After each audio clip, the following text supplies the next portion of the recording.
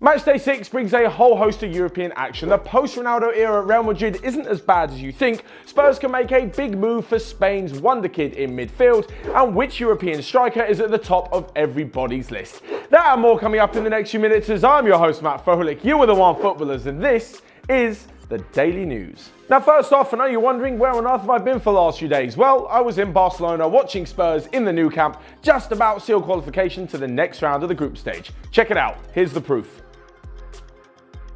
But first off, and England are still in Europe. Well, in footballing terms anyway, but if you want to get away from that Brexit nonsense, look no further than the football, where all 4 English teams have qualified for the next round of the Champions League. With that in mind, ahead of last night's game, everyone could sit back and watch the action unfold, and my God, did it. If you didn't see the Ajax Bayern Munich game, I implore you to watch the highlights. There were 6 goals, 2 red cards, some karate kicks and some late drama in what was probably the game of the whole tournament so far. Elsewhere, for the Manchester clubs, things didn't look so good for the red half, but looked a bit better for the blue half. Now, Manchester City weren't at their spectacular best and had to come from behind to beat Hoffenheim. This prompted Pep Guardiola to make a bold prediction that when Julian Nagelsmann, the manager of Hoffenheim, takes over RB Leipzig next summer, he could lead them to the title. It's a pretty big call, but having seen his side do what they did to them last night, it's a pretty high praise indeed from Pep Guardiola. As for the red half of Manchester, well, I know what you guys are going to say. Matt, you've got an agenda against them, everything's so negative. Well, let me know in the comments section what is going right at the moment. What is going good? What should I be saying in favour of Jose Mourinho and Manchester United? Because from what I saw last night, again, it was a pretty poor performance and Phil Jones' own goal was just shocking. They finished second in the group, which means in the next round, they'll be playing against Bayern Munich, PSG, Barcelona, Dortmund, or even Real Madrid.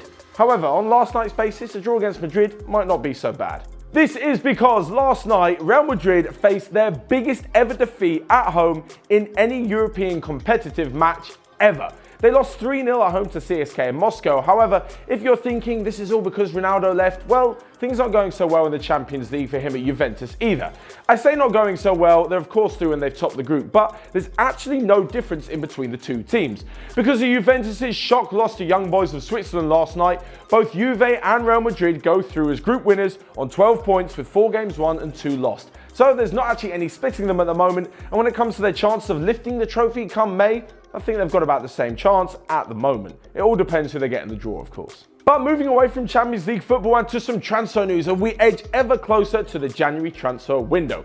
First off, and Tottenham could make a shock move for forMArco Asensio, despite not having enough money to complete their new stadium in the next few months. However, this could happen should they sell Christian Eriksen, whose performances in the last few Champions League games have seen his price skyrocket to well over £100 million.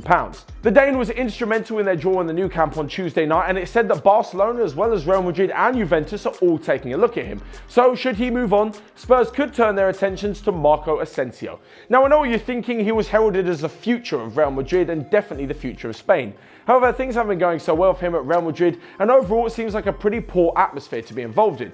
Whereas at Tottenham, things are going exceedingly well considering they didn't spend any money in the summer. So maybe a move for Asensio could be on the cards. However, we'll have to wait and see what happens with Eriksen and maybe even with Dele Alli, who's also been rumoured with a move away. Despite this transfer news though, something that looks a little bit more concrete is Mauro Accardi moving away from Inter Milan. Now I know he's Inter Milan's hero, he's their legend, and they would never ever want to see him leave, and he completely loves the club. However, as of Tuesday night, Inter Milan are no longer in the Champions League. Now, I'm not saying he's going to leave just because of that, but when a big club comes offering Champions League football and a hell of a load of money, like Real Madrid probably would, he'll find it difficult to say no.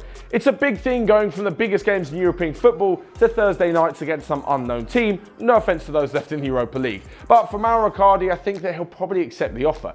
As I said, most likely Real Madrid are going to come in for him with the shocking state of their forward line. Gareth Bale is always injured and Benzema can't find the back of the net for love nor money. But of course, let me know what you guys think in the comment section down below. Do any of the English teams stand a chance of winning?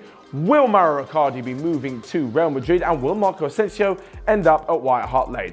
All these things and more, let me know. Smash the like button and of course, click here to check out all of the other videos we've got going on OneFootball. But until next time, I will see you guys later.